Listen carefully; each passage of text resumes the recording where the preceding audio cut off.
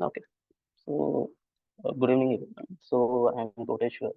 So, let me introduce a bit about myself, and then I'll start giving the lecture as such, the demo class as such. So, I'm Koteshwar. Basically, I'm a PhD student in IIT Bangalore. So, previously, I was working in Synopsys as an intern, and before that, I was like a bachelor student in IIST. So now presently I work on analog designs of graphene devices, making up ASIC designs for it, and also the PCB layouts so that I work on multi-level chip-based systems. So this is just a small snippet of what I work on and my introduction as such. So this demo class basically, this demo class will basically consist of these contents as such. I won't go much deeper into this how to build circuits based on diodes. What I'll do basically is that I'll explain how if you have a diode circuit as such, and then how do you analyze a diode circuit starting from the physics level. How did people come up with the diode, and like how did it eventually evolve? And as an analog engineer, from where do I see the circuit? So like if we have different models, so which model will fit into different analyses?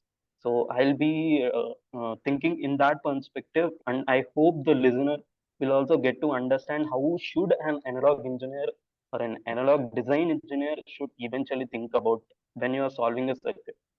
So the first thing that comes in the contents is methods to understand analog circuits. Analog circuits or digital circuits will have different methods, and it will be dependent on person to person. But I'll just give you an brief stance of two methods how basically analog circuits look and how to understand them.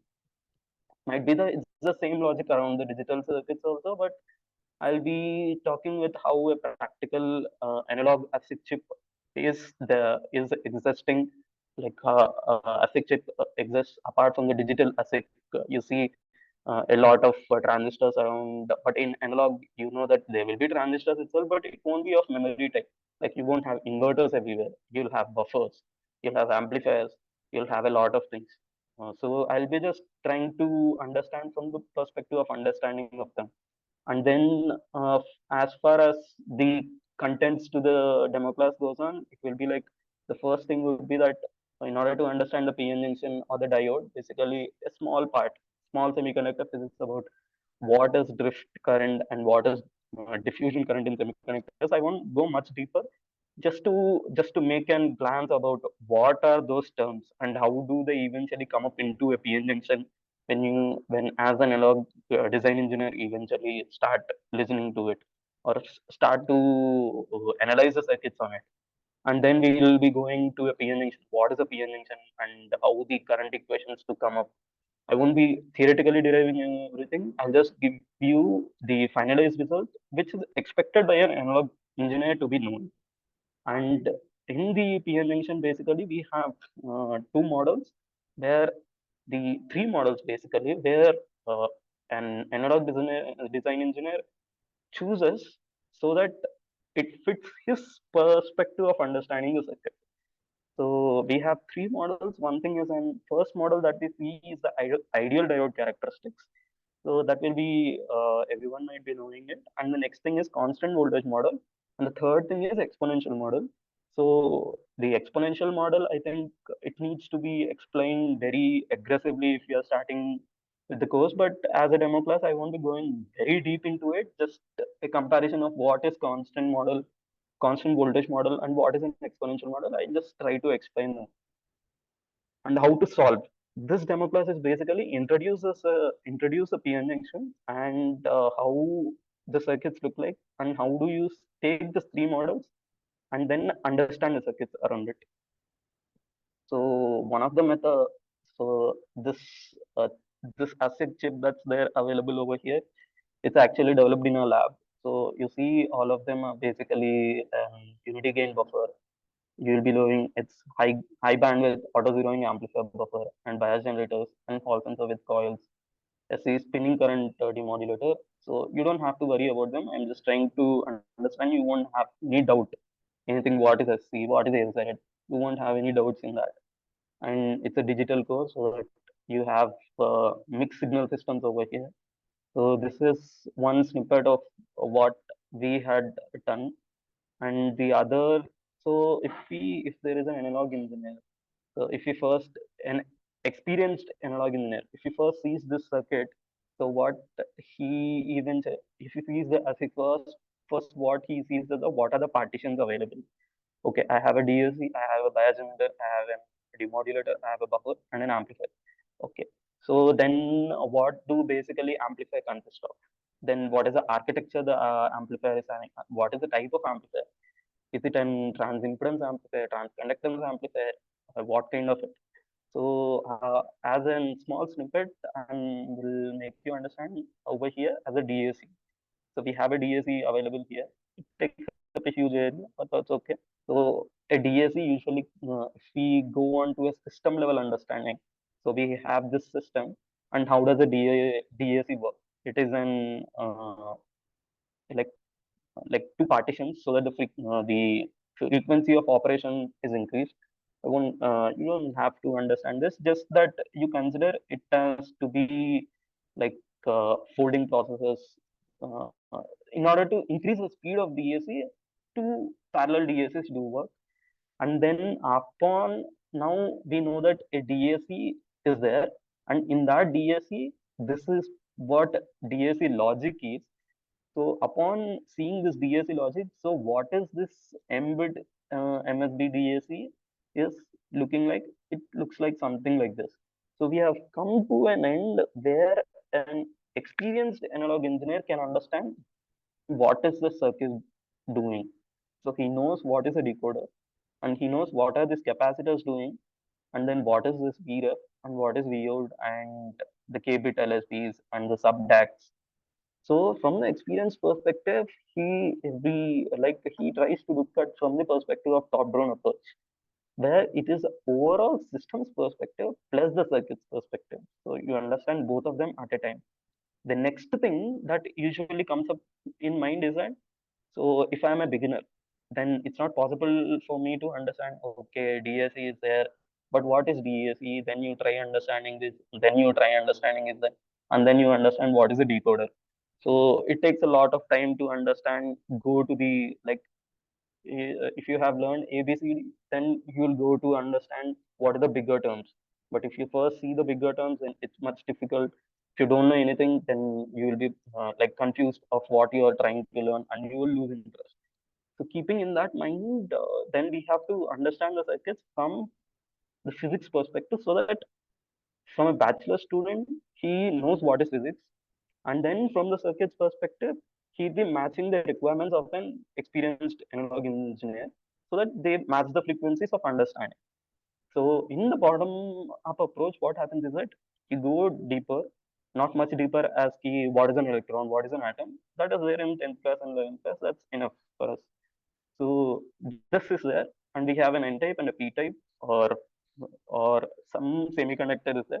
Electrons are flowing, so there is diffusion current and there is drift current. Using this, we can build a diode, and using a diode, we can eventually build some circuits. So if we go in this perspective, then a beginner can understand much better. If we go in the above direction, then it will be much tough. So an experienced person can understand this much better, but a beginner can understand this much better. So as for our understanding, what we'll do is that we'll go with this approach. So bottom up approach, what it consists of is a basic physics and the circuits. So keeping this in mind, I'll go forward. So the assumptions that I have, so that the listener should eventually know this concept before having a look at the upcoming slides. So very basic crystal structures. I won't go much deeper.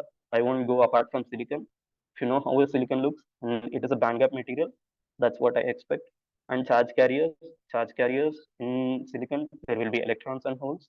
That's it. I don't want to bring in any other thing. And he should know what is an intrinsic semiconductor and what is an extrinsic semiconductor. That's what. And what is doping and how to create an extrinsic semiconductor. If he knows, then he'll understand much better. And what are equilibrium and non-equilibrium electrical conditions. I won't state them like in the slides. I'll state only 2 or 3 reasons what is equilibrium or what is non-equilibrium. I won't state all of the reasons as such. Whichever is required, I'll just state them as such. So let's start with the first slide that we were talking of. Is it what is the mechanisms around the PN junction? So in one of the mechanisms of current flow across, let's take anything. You have a any material block. What, let it be insulator or let it be any. I won't term an insulator or semiconductor. Take any conducting body.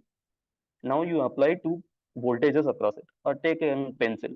You just sharpen both the edges, and then if you just have the lids out, and if you apply a battery to it, you'll see some kind of current flowing. You can't see it, but if you measure, if you keep an ammeter as such, if you have an ammeter as such, then you'll see current flowing to it. But how is it eventually? How is the current Uh, eventually moving? Doctor, Yeah. hello, Mhm. hello. Yeah, yeah, I yeah. just had a question. Where until the last time we were working on the layout of digital circuits. Okay. I just want to know the flow of the course. What is the That next is steps? different. That is different. That is different class. So this is the Isn't yeah, this is This different is a class. demo class actually. No, this is is different. this is Design class. layout class or not layout class? This is design class. Design class. You can drop it once. You can drop. I can continue. Continue. Okay. So you have a mechanism where you apply certain kind of potential across two terminals, and then current will start flowing through it. So why is it the current flowing? There is a mechanism. If you draw the band diagrams, you'll see. I won't go much deeper. I'll just try to make you understand. If you see the band diagrams, there will be a drop in the potential, and then the currents, the electrons will have a drop in the potential. So electrons can flow simply. In much simpler terms, what it is that you apply two different terminals from the positive terminal to the negative terminal. There will be some charge carriers flowing through this circuit so that current will be induced in this body. So that is what is usually termed as drift mechanism, where a material conducting current in response to the potential difference and causing an electric field in the material system is termed as drift mechanism. So this is basically the drift mechanism around it. And then, but what is the use of this, and how do I use this drift mechanism? Is that the velocity of the charge carriers? I have said you charge carriers means considering electrons or holes, whatever it be. The velocity of charge carriers is directly proportional to the electric field that you apply. So then you get an expression to be named as mobility. The mobility is that defines the rate of movement of these carriers. Rate of movement is the velocity, and velocity eventually defining the current. So the term mobility, it's very specific to each and every material, and then according to the mobility quantity, you get a different velocity with respect to the applied voltage. That's the electric field or the applied voltage that you have. So if you just understand, okay, I apply velocity, there I apply some kind of electric field, and there is a velocity flowing. So that's basically okay. Then what happens is that, okay, but how do I calculate current out of it?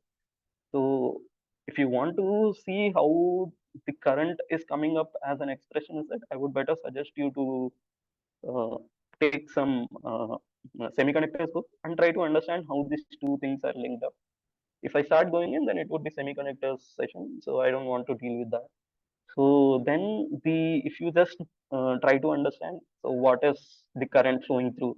If you have both electrons and holes, then this is in this format where you have electric field, and NNP means electron concentration, electron density, and the hole density, and the mobility corresponding to holes, mobility corresponding to electrons, and the electronic charge, single electron charge. So this is how it is defined. So in what I will be doing usually is, yeah, any doubt? Okay. So what I'll be doing is that I'll be adding this additional question. So this makes up a better understanding to the listener also. If he it's like if you are learning something, if you have a question which can be solved using that concept immediately, then so I just added this question so that you will solve it. You will understand the concept much better. So in the PN diodes, which has to be understood, is the diffusion mechanism. Where diffusion mechanism usually is that an analogy, we'll just consider an analogy. You take a glass of water and then you put a drop of ink in it. It slowly starts to diffuse. So the same is with have an concentration gradient, or instead of saying it as a concentration gradient, you have, let's take this is x equal to 0 and x equal to L. So at x equal to 0, there are a lot of charge carriers, and at x equal to L, you have very few charge carriers. So then, in order to maintain the equilibrium of this material body, because it expects the body to be in the equilibrium every time. So the charge carriers slowly flow down. So in order to make sure that a uniform concentration is there all over the body. So that is what basically is diffusion mechanism. So let's understand by the wording, in presence of any non-uniform concentration. So this is the kind of non-uniform doping or concentration in the carriers tend to move in the direction of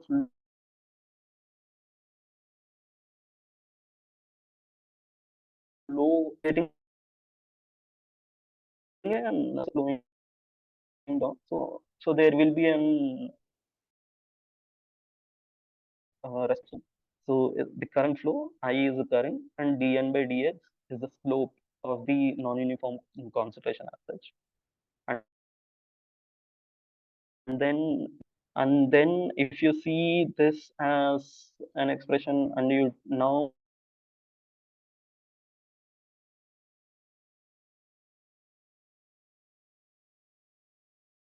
link dN and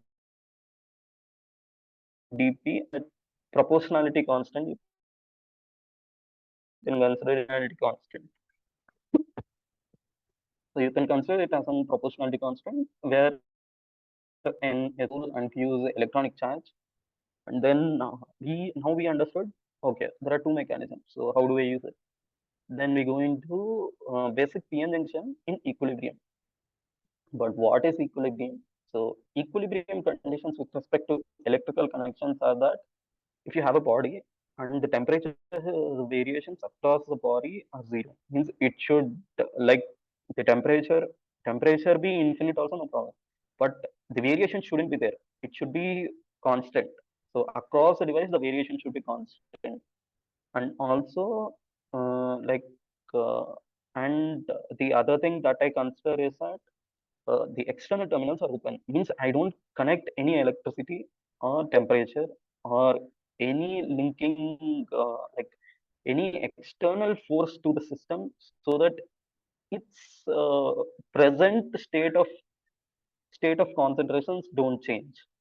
So you see over here in the previous slide, this is in the equilibrium. Let's consider I take a material out and I see how the currents are moving. I won't apply anything, no current I apply, no voltage I apply, then this is what you eventually get to see. Now I have external terminals are open. So this is what I meant to say. No voltage is applied on, no current is applied across the device. But these are the two equilibrium conditions. But how does a PN junction eventually work? So let's take a PN junction is just now fabricated, and it has come hot.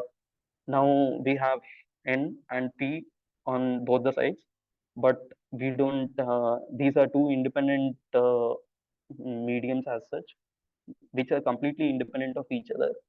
Then what happens is that because of concentration, non-uniform concentration, where you have a lot of electrons here and no electrons here, and lot of electron holes here and no holes here, there is a concentration gradient. So you'll see like according to the concentration gradient. So if you see over here, there are a lot of electrons and there are a lot of holes. So there is an concentration gradient as such. So this is after everything, but at the first time, what happens is that it will be at the max. So something like this, it will look, and then now, for suppose now the PN junction is there, then the first thing that happens is diffusion current. Because of the non-uniformity, there will be some kind of diffusion of electrons from this side to this side and holes from this side to this side. So that is the stage one, where due to non-uniform charge carrier density across the junction, diffusion current causes carriers to transfer from one side to the other. So this is the stage one. And in the stage two, what happens is that here electrons are going. We know that any material body is neutral at every time.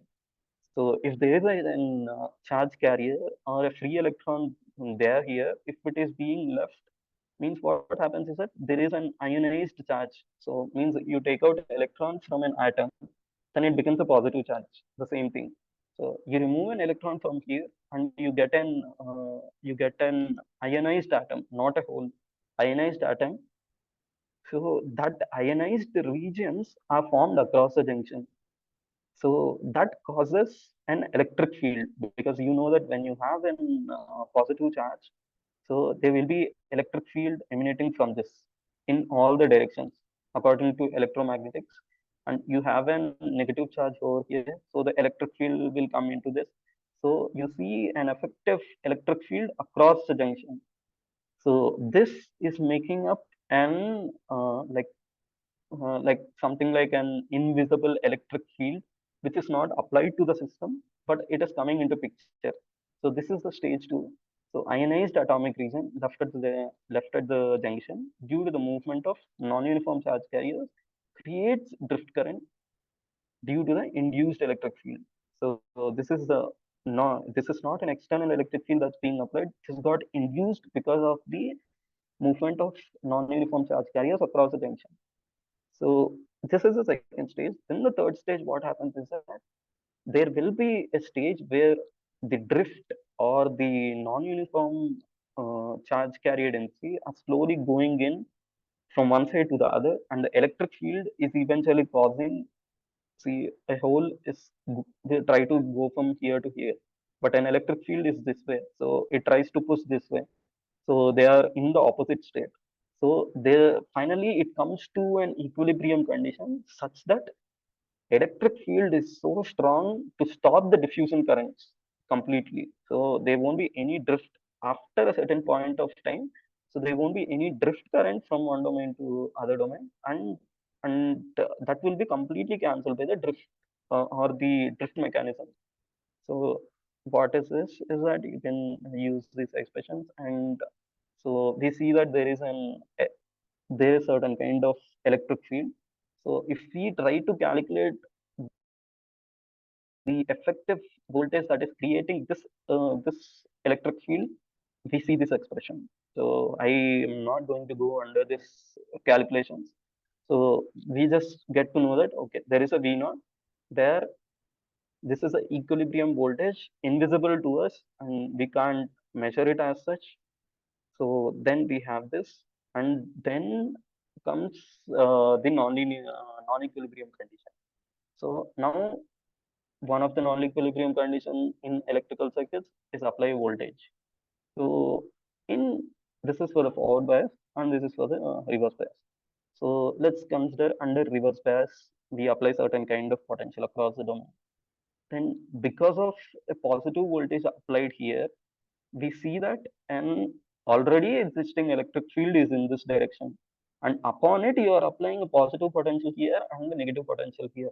So what is happening is that you are increasing the strength of electric field that was previously existing in this junction. So in any material there will be limits. So if you take silicon, there will be breakdown electric field. If this breakdown electric field is existing, a lot of infinite amount of electric field exists only in a small region, then what will happen is that it will break down and there will be a lot of issues. So in order to make with that, the material the material itself, what will it do is that it will widen the ionized ions. Then what will happen is that because of the widened ionized ion, so you have an effective electric field of both the of both the applied electric field and also the effective electric field of the at the junction. So once you understand all of this, now you see that there is an increase in the width of the depletion region. So how do I use it? So with respect to reverse bias, I'm not going much deeper. So this this increase in the width can be used as a voltage dependence capacitance. So which acts as a primary mechanism in director diode also. So the important point to be noted in reverse bias is that reverse bias VR enhances the junction's electric field strength, widening the depletion region. So if we get to understand this, that's more than enough for us. But the point of concern of this demo class is the forward biases. So what happens with forward bias? So you saw the positive potential over here, the electric field strength is increasing. But if you do it in the opposite side, this is the direction of the induced electric field. Hello. So the external electric field will be in the opposite direction. So you will have a smaller width of depletion region. Then you have a more amount of current to flow through this. You can eventually make the currents to flow across the domains properly. And then let me go forward. So once we understand what is non-equilibrium condition, what is forward bias, what is reverse bias, now we have to find an expression out of it. So the final expression that we eventually get is this, where we have the total current flowing from flowing from this side to this side is defined by this, where you have IS is the saturation current, reverse saturation current. What does reverse saturation current mean? You keep VF equal to minus infinite. Then what will happen is that there will be this quantity will go to zero and you have minus IS. So that's the reverse saturation current. It's defined, we can't get rid of this because it's the material property as such. You can't completely close the circuit. So that's that term. And then you have the forward voltage and the thermal voltage. It's KT by Q minus 1. So exponential of VF by VT minus 1. So once we understand this and IS, so IS is this quantity. So this is a characteristic of PN junction. So once we understood what is a diode and what is diffusion current and what is drift current, now we get into the perspective of ideal diode characteristics. So what is an ideal diode is that in the forward bias, the current, like the cross junction, or what we can say is that there is a reverse bias and there is a forward bias. So in the diode model, the approximation is that when the diode voltage is at zero, so it acts as the cross junction for the reverse bias and the forward bias. So if VD is less than zero, it is reverse bias, and if VD is greater than zero, then the VD is the voltage across the diode. Then it is forward bias. So what does these two eventually implies on? So the ideal diode considers that to behave as either a short or an open. So in this, we don't have any current flowing. You see the ID is here. So it is completely open.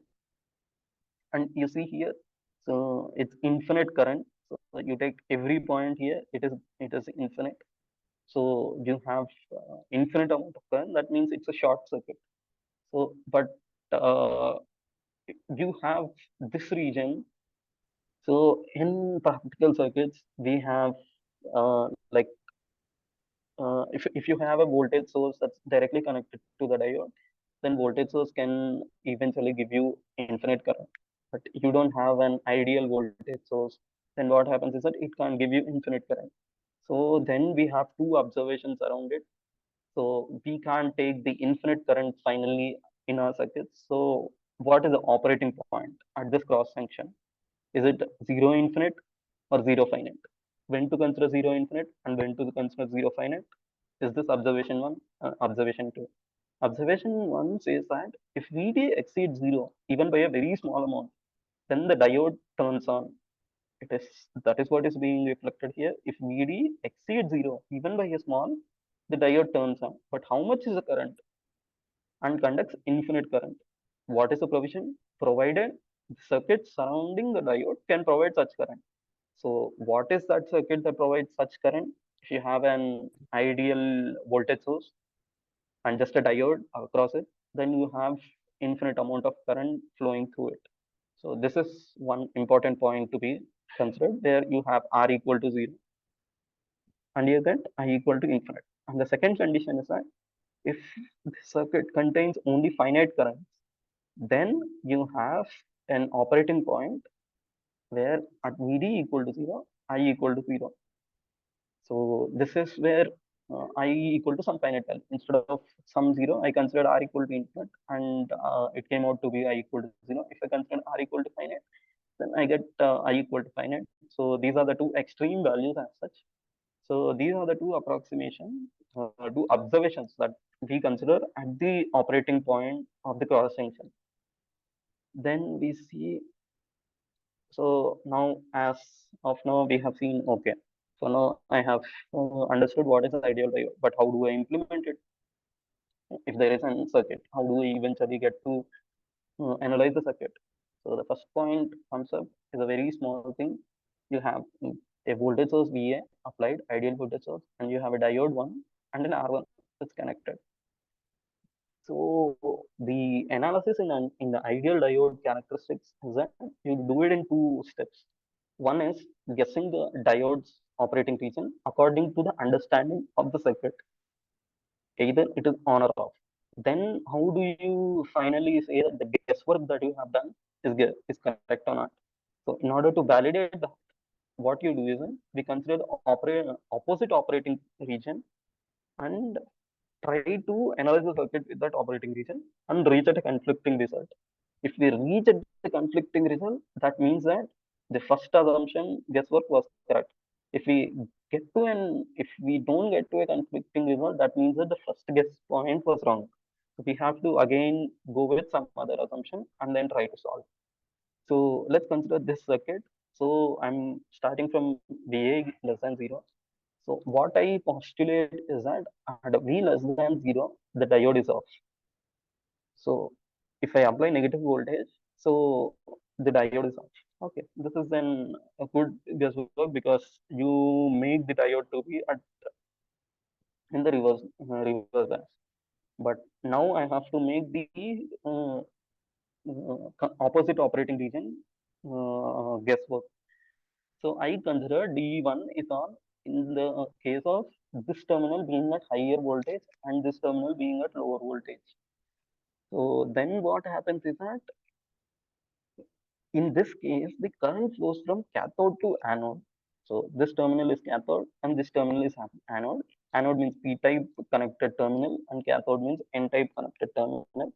So if we have some current flowing through this, according to the voltage where you have higher voltage applied here and the lower voltage applied here, then you see that the diode is connecting in the reverse direction, which is absolutely wrong from the previous teachings where we know that in the reverse bias we don't have any current with respect to the ideal diode mode. So this is a conflict as such with respect to the assumption that we have considered where D1 is on. So D diode is off, then VA is less than 0. Now comes if VA is greater than 0. So when VA is greater than 0, we oscillate the diode as on. Okay, the diode is on. Now I consider the opposite where I consider D1 is off. D1 is off. Then what happens is that so the total circuit now opens up. There is no current flowing. So yielding IA equal to 0. If there is no current flowing, then the voltage across the R is I into R1. That is also 0.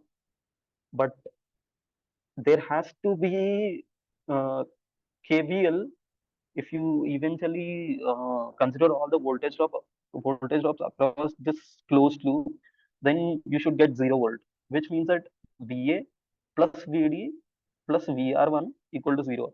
Now we get to understand VR1 is 0 because IA is 0. So VA comes out to be VD, which means that suggesting that VD1 equal to VA, which means that there is no the both the terminals are at the same voltage, so they will you have an potential difference 0, so there will be an infinite amount of current flowing. But infinite amount of current flowing means that what it eventually means is that that is not allowed in the circuit, where you don't have infinite current to flow this because you have a resistor. So that is not possible, so it is coming out to be some kind of contradicting once again. So this states that okay, in the VA greater than 0, you have the diode to be conducting, and the current defined by that is equivalent to the slope of 1 by R. So this is the plot that it is eventually trying to make us understand.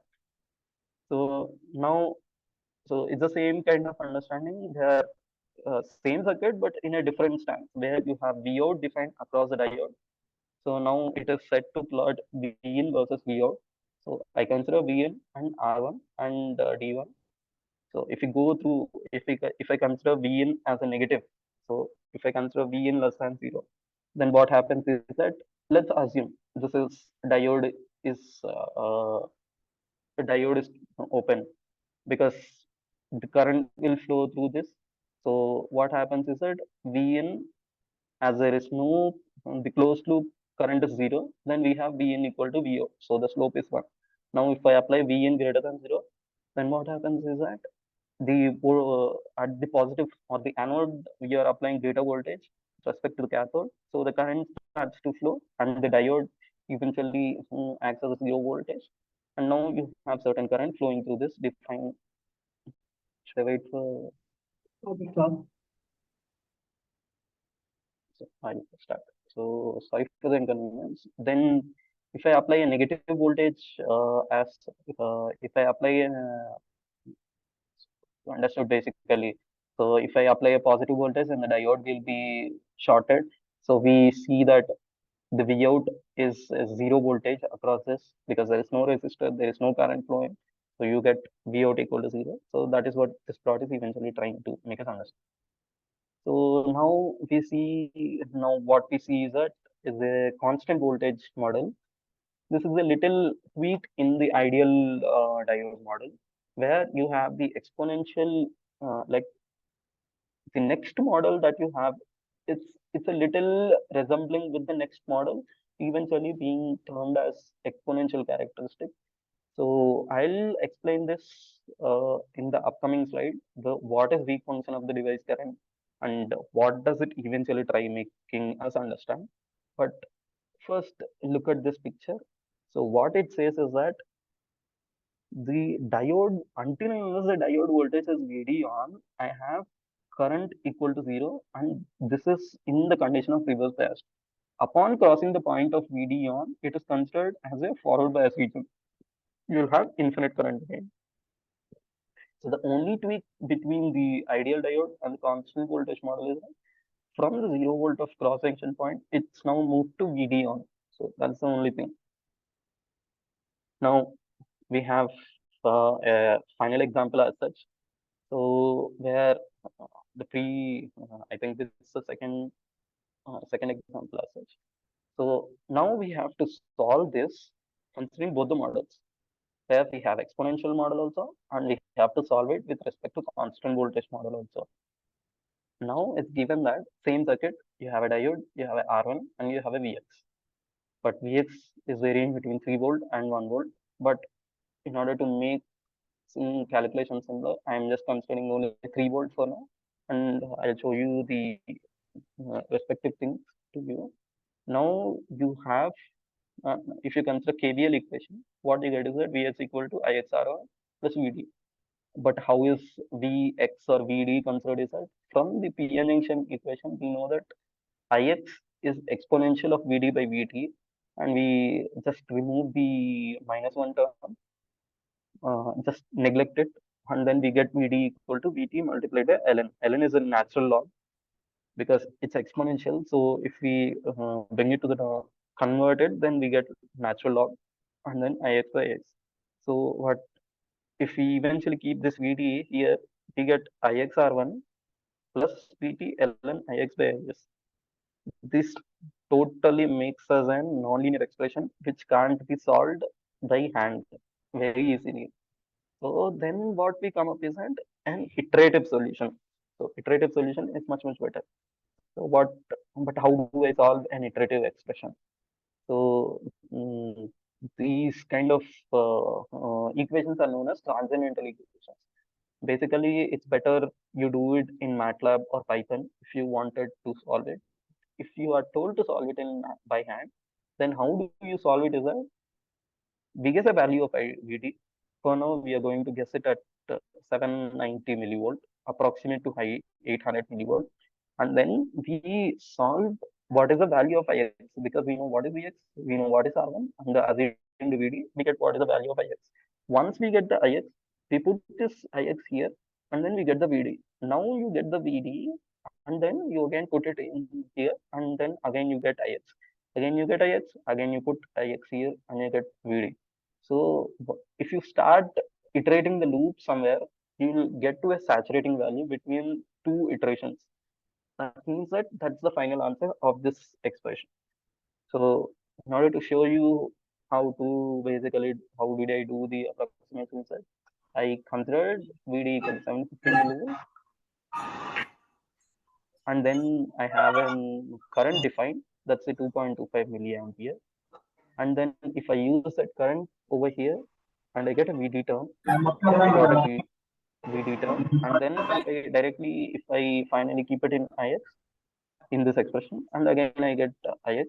So once I get this Ix, again if I keep it in this VD expression, I get some voltage. So this keeps on going. So this is how you do an exponential model solving.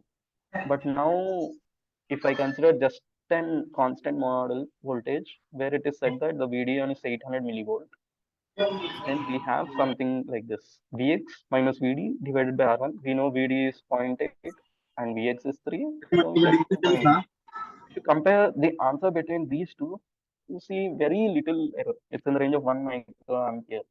So if you are in the ranges of milliampere and if you don't bother about microamperes of current of calculations, then constant voltage model eventually removes all the transcendental equations that has come into your picture. So you just have very simple expression to be solved in order to get the final answer. So this is a better approximation than the ideal diode model, which is approximately the same as the exponential model and also taking lesser computational effort.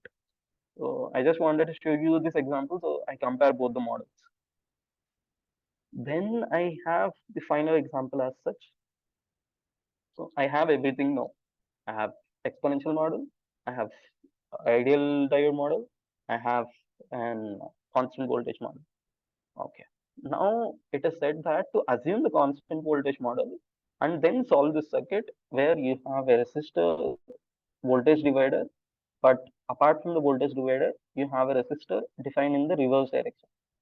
So let's go step by step. We'll start at Vn equal to minus infinity. So what happens is that this is at higher low voltages because minus infinity, like minus 5 is much lesser than minus 2. So if you have minus 5 volt defined here, according to the voltage divider circuit, you get minus 2. That means that this is at higher potential and this is at lower potential. So this will make the diode conducting. So in the reverse direction, that means Vn equal to minus negative values, the diode is on. So the diode is on in the negative voltages. So that is making the diode to be in forward voltages. Once you consider this Vd on, then you understand that Vx is equal to Vn plus Vd on. Okay, now now I got to know that, okay, in the negative region, the diode is on, but where will the diode switch off? So now if you consider the KCL expression here, which means that there will be a certain kind of current flowing here, and flowing here. But if there is no current flowing through this direction, and if there is no current flow, if there is only current flowing through these two terminals, that is a point where we have that is a point where the diode is not connecting. So now if we get to understand where is this cross junction, that is at what point diode is switching off and the current is 0 over here, but the diode is on, that's the VD on, it's giving us the VD on, but the current is not flowing. That is where the point we have to calculate. So now we have IR2 defined because of it's just on and no current conducting. So VD on divided by R2 because they both are in parallel. And then what is the current flowing through this is that Vx by R1 because this is flowing in this direction and it is also considered as plus and negative and it is also flowing in this direction. So you have both the expressions. So then if you eventually equate both of them, you get the cross junction where it is defined by this expression where Vn equal to minus of 1 plus R1 by R2 multiplied by Vdn. So you get the point where the diode is eventually moving from the forward bias to the reverse bias. So in the reverse bias, what happens is that this is just an open circuit. The diode is an open, and then you get a V in as a potential divider, where V out equal to R1 divided by R1 plus R2 multiplied by V in. That is what is being shown. So this is basically the demo class that I have told you. So if you have any questions as such, you can ask them.